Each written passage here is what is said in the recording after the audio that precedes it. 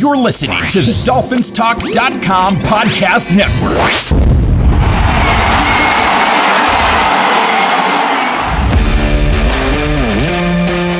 Welcome to Dolphins Talk Weekly, your one-stop audio breakdown of all of this week's Miami Dolphins news. Now, here is your host, Kevin Dern. This episode of Dolphins Talk Weekly is brought to you by Caneswear. Caneswear is the place to go for officially licensed apparel for the Miami Dolphins, Miami Heat, the Hurricanes, Florida Panthers, and all of the professional and college teams in South Florida. Looking for the latest jersey, a birthday gift, or the newest hat to hit the market of your favorite South Florida team? Check out Caneswear for their overwhelming selection of sports apparel. Located at 2655 South University Drive in Davie, Florida, Caneswear has it all. Not in South Florida? No worries. Visit Caneswear.com to shop their inventory from the comfort of your home, and they'll ship to you. International fans too. Caneswear.com is the spot that Miami fans shop. That's Caneswear.com. Caneswear.com. And we are back for another episode of Dolphins Talk Weekly. I am your host, Kevin Dern. You can follow me on Twitter or X at KevinMD4. You can follow the show at DolphinsTalk.com, iTunes, Spotify, or wherever else you listen to your podcast. Be sure to follow all the writers on DolphinsTalk.com, as well as the other podcasts on the network. And I do apologize for getting this podcast out a couple days late this week after the Dolphins fell 20-12 in Houston. That's, where Dolphins games go to die. They've never won at NRG Stadium. I've been there for, two of those losses personally.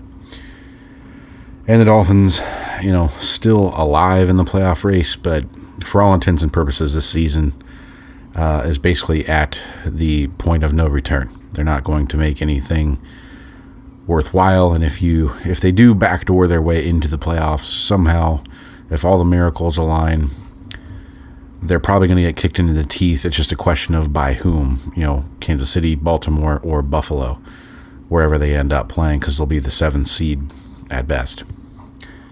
Another Dolphins season, another season without a playoff win. What's that, 25 now, a quarter century. Was talking to someone on X earlier today, same age as me, a couple months younger, but I'll be 39 on January 15th. And, if you go back to the year 2000 on January 15th, you'll know that game as Dan Marino's last game, the 62-7 game. The Dolphins have only won one playoff game since then, and it was the next year against the Colts in the wild card round. And that's been it. And I really didn't know quite how to handle the podcast.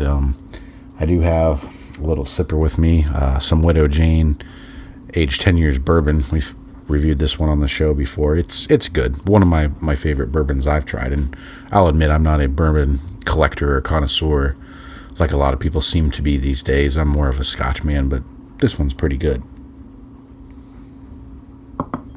So we'll have our sip to, I don't even know at this point.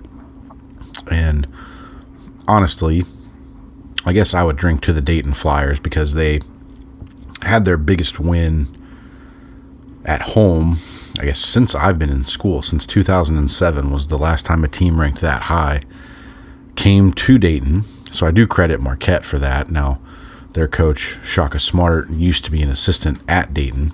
So I think there's some tie in there and kind of a cool full circle moment. But the Dayton Flyers are now ranked 22nd in the country. They've got another big game tomorrow night as I record this on a Thursday against the University of Cincinnati. If they can win that game, they'll be in pretty good shape heading into the conference schedule towards the end of the year, early January. But the Dolphins really haven't given you anything that big notable moment, and I really wasn't sure how to organize my thoughts for this podcast. Normally when I record, I at least have an outline and some keynotes and key stats that I think are relevant, or keynotes from the game. I've watched it twice now, and I really just don't feel compelled to go back through it. The Dolphins, again, against a better team, a playoff caliber team, coming up short. And that's been the story, really since the Dave Wannstedt era ended in Miami, if we're being honest about it. And, Monday night came and I had plans to record, and, I'm in charge of a global team, so I'm responsible for teams in Europe and Asia under my purview, and an emergency came up with one of the teams in Singapore and couldn't really make time to do the podcast. And honestly, Tuesday and Wednesday went by and I honestly just didn't feel like doing it. And I've listened to a couple podcasts, and I've talked to my good friend Travis Wingfield, and if you listen to his podcast from yesterday, Wednesday, as I record this, you can kind of see Travis jump from, excited that the Dolphins still have some playoff hope, but you can kind of see him recognize that in that whole segment, even if they get in, where is that going to lead? Like, do we have any faith at all the Dolphins could go on the road in the bad weather and beat a good team? It's the same questions we've asked every year under Mike McDaniel. And then you can see him sort of talk about, what could be, what possibilities could arise if you make some changes this offseason. And you kind of see, like, man, no matter how you slice it, that list is extensive, regardless of your definition of extensive or not. And I really don't have any notes at this point. And it got me to thinking, like, if you've listened to my show now, the sports teams I follow besides the Dolphins would be Arsenal in the English Premier League, the Cincinnati Reds, my local baseball team, and the Dayton Flyers, my alma mater, where I went. I won't count my grad school alma mater, Northern Kentucky. But Arsenal have been in this rebuild project now, and the last 2 years they've finished second in the Premier League, just barely losing out to Manchester City. They've been in the Champions League. You look at it right now, they're third in the Premier League right now, by a matter of points. They're third overall in the Champions League in the new format. They're in the semifinals of the League Cup. Like, Mikel Arteta has basically built this team in his fashion. They're the best defensive team in the Premier League. They give up the fewest goals year in, year out under his tenure, during his tenure. And really, about the only thing you can say that they lack is depth or some sort of superstar striker, which they really haven't had the opportunity to acquire one. They're at the top of the mountain, and they're trying to get to the summit, which would be winning the Champions League, winning the Premier League, beating Man City, or in this case this year Liverpool. They're there. And you look at the landscape of college basketball now with NIL, it changes so frequently. You really can't make it a comparable project, especially in Dayton's case, because there are so many incomings and outgoings each year for a school of that size. But they've navigated it perfectly, and they're in the top 25 right now. You look at their metrics, they're top 10 in the country offensively. Could be a really good team, really exciting team to watch come March, so keep an eye on them. But the Dolphins are much like, I think the build that they started back in 2019 when you tore it down. You got rid of Ryan Tannehill, you got rid of Cam Wake, Robert Quinn, eventually got rid of Rashad Jones. You traded Laramie Tunsil for all the picks. You saved up all your cap space. And you fast forward it 4 seasons, and you had 5 picks in the first 2 rounds of the 2020 draft. Only 40% of them are here. Tua and Austin Jackson. You look at those acquisitions you made, that should be like the nucleus of your team, the core of your team, and most of them are gone. You're on the second different head coach of the same build. And I think, for all intents and purposes, Miami's build, that project, it's scaled the mountaintop and it's already going down the backside, and you're basically staring another rebuild in the face. I know people are going to call it a retool or a tweaking or whatever. They need more work than that. And I think ultimately that's going to cost Chris Grier's job. I've talked about that on the show before. He's the guy in charge. He's the guy driving the bus. And you can say, well, he's a good GM because he acquiesces to the coach and he's gotten players that fit 3 different offense and defensive ideologies now. You know, you're drafting for and signing players for the wide 9 and Adam Gase's system and Matt Burke and Vance Joseph's defense. You switched up to the Erhard Perkins offense and the Brian Flores defense. You've switched now to the Shanahan tree offense and, you know, kind of morphed into this Baltimore style defense. But ultimately, I think a general manager should be the guy who has the vision and the overall purview to kind of decide the direction of the team. And Chris Grier has always been one to kind of cower in the shadows and cower from the media. And anytime he appears, you know, he's wearing the coping mechanism baseball cap, even though he's dressed in a suit and tie, which is just frankly an embarrassing look. And the team is basically afraid of its own collective shadow. Like, I've seen multiple people talk about, you know, the series that the Detroit Lions produce in-house, the Defend the Den.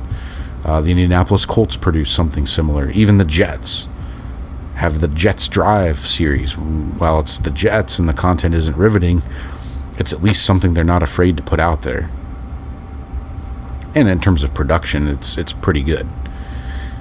From a, you know, TV schematic standpoint, the Dolphins are too afraid to do that, and I think it's time for a change. And ultimately, I think Stephen Ross has the opportunity to do what he's never done, and that's kind of the first point that I want to make on this show. Is it's time to do the full measure. And, you know, I think I've mentioned this on the show before. When I started podcasting, it was with Travis Wingfield when we did the Finalysis, and that was going back to the 2016 season. And Travis is a huge Breaking Bad fan. I had never seen it. He convinced me to watch the show, and I loved it, fell in love with it, fell in love with Better Call Saul, which in my opinion is actually a better show. But don't tell Travis I said that. But we used to joke and say, you know, let's cook every time we were getting ready to do a podcast. And I think one of the favorite scenes I have in Breaking Bad is when Mike Ehrmantraut is basically telling Walter that you need to get rid of Jesse. He's a liability, you know, he's stealing, he gets high. Just off him. Be done with the problem. And that's never been the strong suit of Mr. Ross. And you look back when he inherited full ownership of the team in 2009, you were operating with Bill Parcells as the senior vice president, Jeff Ireland as general manager, Tony Sperano as coach. Within the first year, he and Bill Parcells were on the outs because of the contract extension. Bill's gone, but Ireland and Sperano remained. You know, 2 years later, you get rid of Tony Sperano, but Jeff Ireland remains. You hire Joe Philbin. 2 years after that, you get rid of Jeff Ireland and bring in Dennis Hickey. Dennis Hickey's so in over his head as a general manager. I mean, just look at his appearance on the Hard Knocks with the New York Giants, you know, from this offseason. There was no way that guy should have ever been a general manager, but here he is running a team. Within a year, you bring in Mike Tannenbaum to basically babysit him.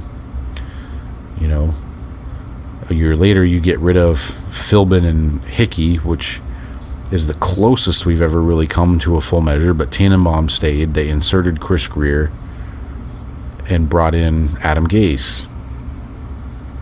And, you know, fast forward 3 years, Gase is fired, Grier stays. You hire Brian Flores.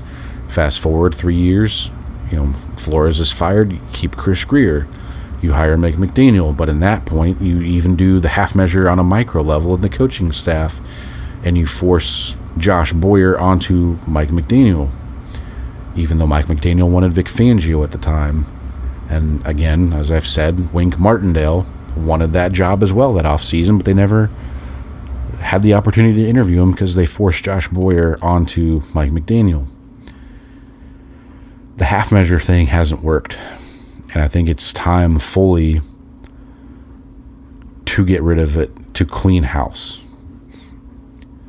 I don't think Chris Grier has any justification for keeping his job. He's been the general manager. It'll be a full 9 seasons, provided he doesn't get fired before the end of this year.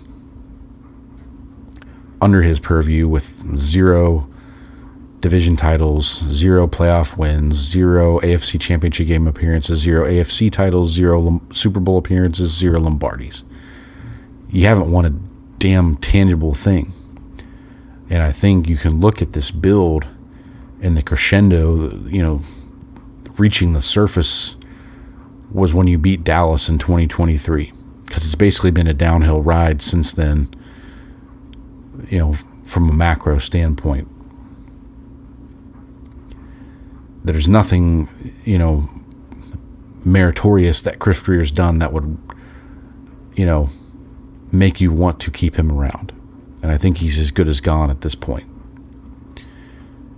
Every good decision, you can find 2 or 3 poor decisions he made. And the laundry list. You don't need me to go through it. Listen to Travis's podcast or Kyle Krabs' podcast or look at Twitter. It's easy to justify him being gone, but from a business perspective, you're limiting your pool of candidates if you're going to force Mike McDaniel, and to a lesser extent, force McDaniel and Tua Tagovailoa onto a new general manager. I think we realize that things are broken and they're not getting better.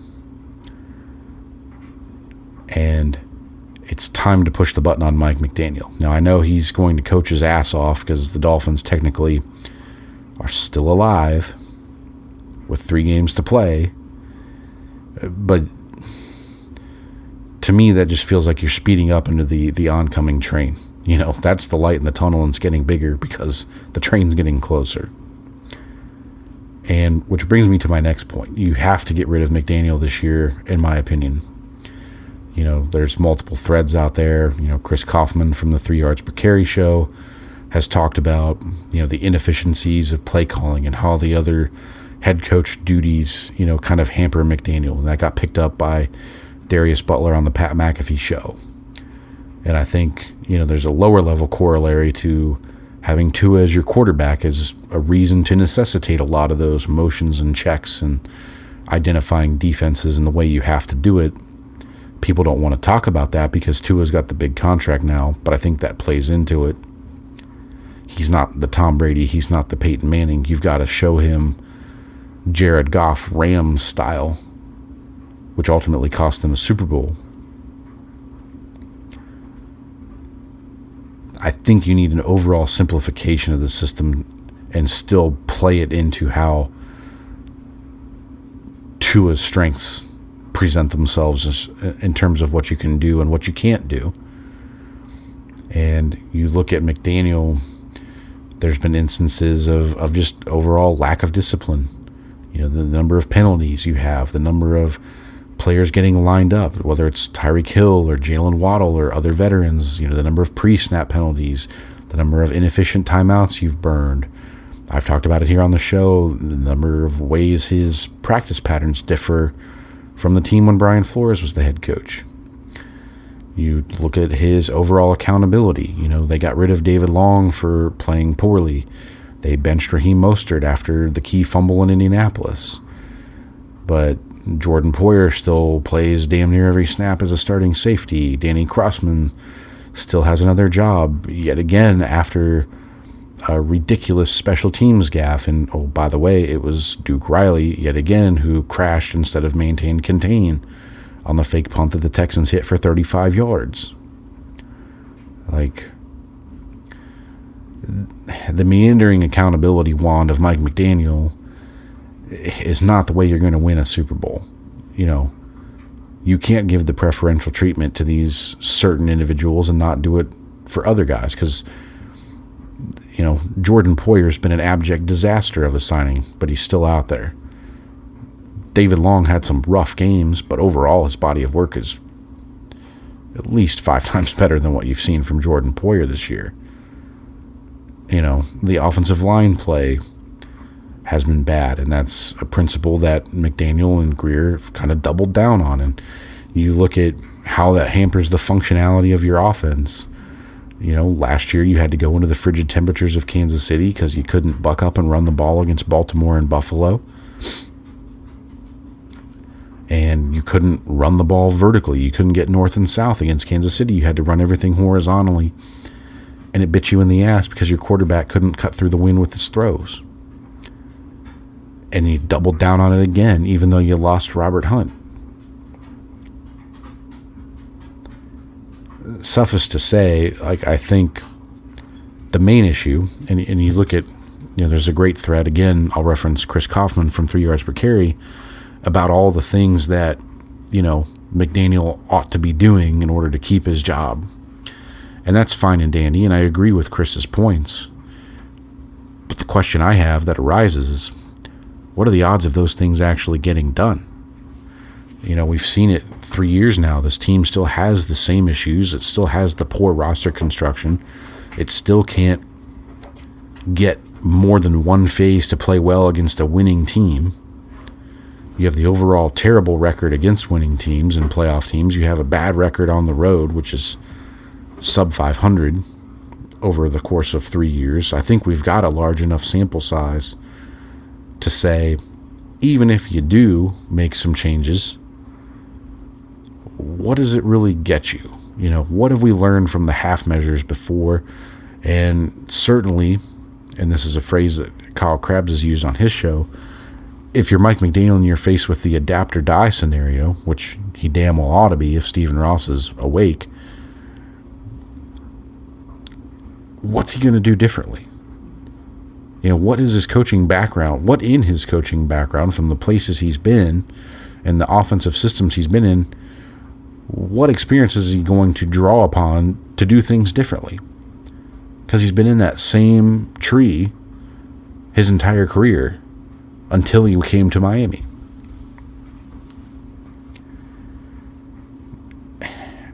I think you have a fascinating opportunity. You actually have resources next year in the draft, at 10 picks at the moment, that you can actually use to start stockpiling and building and developing players. You look at the Buffalo Bills drafting DeMar Hamlin in the 6th round, and by the time they're ready to get rid of Jordan Poyer, they don't need to go out and make a splashy acquisition. They don't need to pay Budda Baker a large sum of money. They simply say, well, Jordan Poyer's done, stick a fork in him. We'll let the Dolphins stupidly sign him, and we'll just play DeMar Hamlin. And by the way, Buffalo leads the league in turnover differential this year. It's time for the Dolphins to grow up as an organization, and I think they need to find a voice in someone from a winning organization. Kansas City, Baltimore, Buffalo, Pittsburgh, Detroit even at this point, to be the guiding light and be that directive from above to kind of ensure everything's on track and maintain that accountability, because that's the thing that's sorely been lacking throughout the entire Ross ownership tenure. The meandering accountability wand has been passed from ownership down to the staff and to the front office. And I think this is a point that, and a good point that Travis made on his podcast, is you need to make changes to the roster regardless of who the coach is in order to give yourself more resources to be able to rebuild areas of the team. I think it's pretty clear you need to get out of some of these high leverage, high dollar contracts. You're looking at Teron Armstead. Now, they shifted a bunch of money into his deal this year, thinking, maybe signaling that he's going to retire after the season. And if he does, by the way, I'd love to have him as a coach in some capacity. But you can get out of that contract. You ought to get out of Bradley Chubb's contract. You ought to try and get out of Tyreek Hill's contract. I think the jig is up. Teams know how to protect the roof and not give up the big plays that we saw in 2023 and 2022. It's not worth paying a receiver $30 million to operate the offense the way Miami's found success operating the offense this year. It just doesn't make sense. I think you need to be smart about guys that are actually going to be part of your future. Javon Holland has been a walking catastrophe, and he's made some pretty noticeable business decisions. I wouldn't pay him a damn dime. I'd be more than happy to let him walk. You need someone who can be a leader, and I think it's odd that he was the one captain from the previous year who was not voted a captain again this year. Something is very off with him in the way he's played the game this year. He's pussed out to a large degree, and it's pretty noticeable, especially when you have Jordan Poyer with him. You're playing defense with 9 guys. You need to have an honest-to-God conversation about what to do with your pass rushers. Bradley Chubb, third major knee injury. Jalen Phillips, again, I talked about it last show. Good player, not a great player, certainly not an elite player. And he's got a pretty thick medical file, on tabs. He's had something ail him every year. 2 season-ending injuries in a row. Is that a guy that you ought to be paying this offseason? Hell no. Not a chance. But that's something that the Dolphins would have done under Chris Grier. So I think it's pretty damn imperative that you move on from some of these high-leverage contracts and avoid giving top dollar to players that aren't going to be part of your solution moving forward. Now, I'm not advocating to just get rid of Jalen Phillips outright, but I'm saying he's got the 5th-year option. You make him play on the 5th-year option and see where he's at, or if he gets injured again. And I think ultimately, whoever the new GM is and whoever the new coach may be, you need to have an honest conversation about Tua Tagovailoa and what he's good at, what he's not good at, and the way that you've structured that contract. And again, kudos to Brandon Shore for kind of sticking the outs in there. You've got the nuke button this March. You've got some easier outs after the 25 season and the 26 season.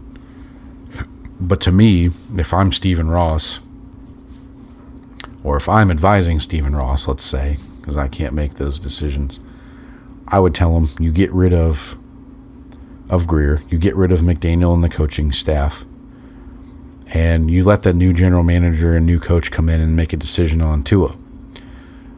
At worst, you can say, look, it's going to hamper our ability to rebuild if we get rid of him now. Work with him for a year, see what you need to do, and we have an out already built into the contract. If you don't like what he's done, or if he gets hurt again or has another concussion, we push the button, and you can get a fresh start going into the 2026 season. At this point, what's one more year for us Dolphins fans? So, while this year has stunk, and I think the Chris Grier tenure is coming to an abrupt end, finally, the McDaniel era seems to be crashing back to earth, hopefully towards the unemployment line in my mind. You have some fascinating opportunities to be able to maneuver things if you're Stephen Ross. And if you're the new general manager, you have some baked in opportunities to situate yourself in a better spot than what the Dolphins would likely be doing if you go into this next offseason with Grier and McDaniel and just run things back.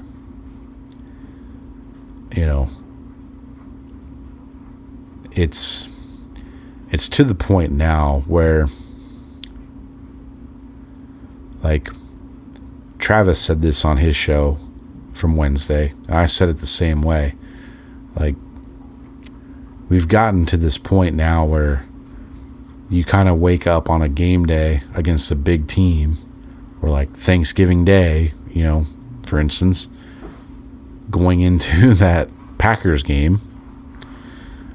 I wasn't expecting Miami to even win at all.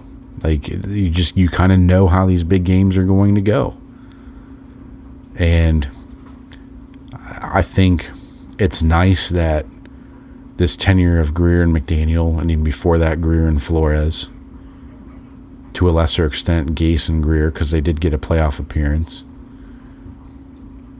You've seen some winning seasons, and you've seen them beat the teams they're supposed to beat on a more consistent level than what you saw from, like, the moment Ricky Williams retired through Adam Gase being hired in 2016.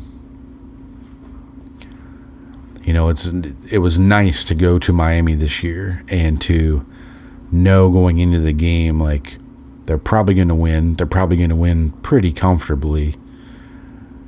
It was nice to just sit there and take in the day, get out of the bad weather of southeast Indiana where I live, and just enjoy Miami and enjoy the Dolphins being good for one moment, for that day. But then you realize, like, and it kind of hit me the next morning getting on the airplane to fly back. You know, we landed in Cincinnati's airport with snow on the ground, and the Dolphins were coming to play even further north. And you're just like, well, back to reality. They're not going to win a big game. You know, you get throttled by Green Bay. You kind of have the bounce back moment against the Jets, even though you played like shit. And then you get beat again because only one unit of your team, the defense, played like it was a big game. You know, to his second worst game of the year. You know, only week 2 against Buffalo was worse.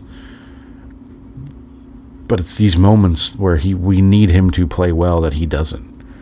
The entire offense stunk. The special teams has been a disaster the entire time Danny Crossman has been the special teams coordinator. And it was just kind of like, well, you know, when Tua threw pick number 2 when the Dolphins were driving, had a chance to, you know, cut it to a point or even tie the game, you kind of just, or at least I did, kind of sat back and thought, well, you know, this is it. You know, the season's over. And they still got 3 more games to sit through. And at this point, I think even if you win out and miss the playoffs, it shouldn't buy Mike McDaniel his job. It damn sure shouldn't keep Chris Greer employed. You know, there has to be changes. And I think what's more alarming is that the changes that needed to be made were pretty obvious and have been obvious to large swaths of the fan base for some time. And you have the general manager openly laughing about it. You know, who's going to be laughing in a couple weeks on Black Monday? I believe it's only 18 days away as I record this. And quite honestly,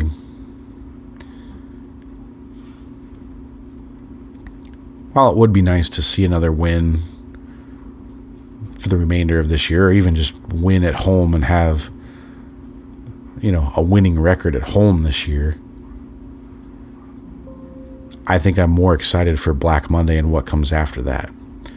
And that's kind of a sad thing because it makes me think about all those years wasted in the 2000s and the 2010s, and finally thinking that after a decade in charge, Stephen Ross would get it right.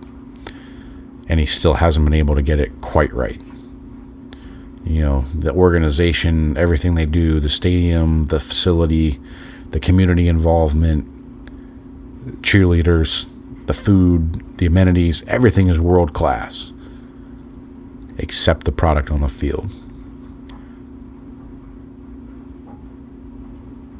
And that's what hurts the most, is the product on the field. Because in a league designed to have parity, you shouldn't have been this bad for this long. So that's kind of the stark reminder I have, and I think about all those seasons where, you know, younger Kevin back in high school and college would sit there and think about, well, you know, I got to watch this game after the Dolphins because I need to watch the scoreboard, and if Miami gets this team to lose and we're still alive, and to me that's just not worth the effort. You know, I've grown up most of my life living in or near Cincinnati, Ohio. I've seen the Bengals be bad for most of my life. But since they've drafted Joe Burrow and had hired Zach Taylor, they've had these big moments and big games and big opportunities. They haven't won them all, but they've won enough to get to a Super Bowl. They've won enough to beat the Chiefs in Arrowhead in the playoffs. They've won enough to beat teams like the Ravens and the Steelers with consistency in certain years. The Dolphins can't even, the game this year against Buffalo where you lost by the 61-yard field goal, that's the closest we can get. It's the moral. Well, we didn't get blown out. We played them tough. That's the problem with this franchise, and it'd be nice to have our sights aimed higher. And I don't think you're getting that with McDaniel, and certainly not with Chris Grier. So that's my rant, my tangent for this week. I would encourage you, if you get the chance, watch the Dayton Flyers against the Cincinnati Bearcats on Friday night. Dayton's fun to watch. Keep an eye on them once they get to March, because the Atlantic 10 season is going to be rough. The conference is bad. Dayton should roll through it. And I guess that's a nice thing, because it'll free me up a little bit to focus on what the Dolphins do this offseason, because this is a critical one. That's going to do it for me. You can follow me on X at KevinMD4. You can follow the show on DolphinsTalk.com, Spotify, iTunes, wherever else you listen to your podcasts. You can follow all of the writers and all the other shows on DolphinsTalk.com. We'll see what happens these final 3 weeks and go from there. The countdown to Black Monday is on. This episode of Dolphins Talk Weekly was brought to you by Caneswear. Caneswear is the place to go for officially licensed apparel for the Miami Dolphins, Miami Heat, the Hurricanes, Florida Panthers, and all of the professional and college teams in South Florida. Looking for the latest jersey, a birthday gift, or the newest hat to hit the market of your favorite South Florida team? Check out Caneswear for their overwhelming selection of sports apparel.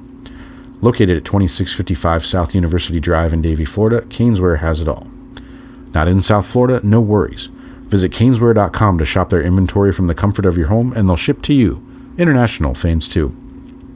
Caneswear.com is the spot that Miami fans shop. That's Caneswear.com. Caneswear.com.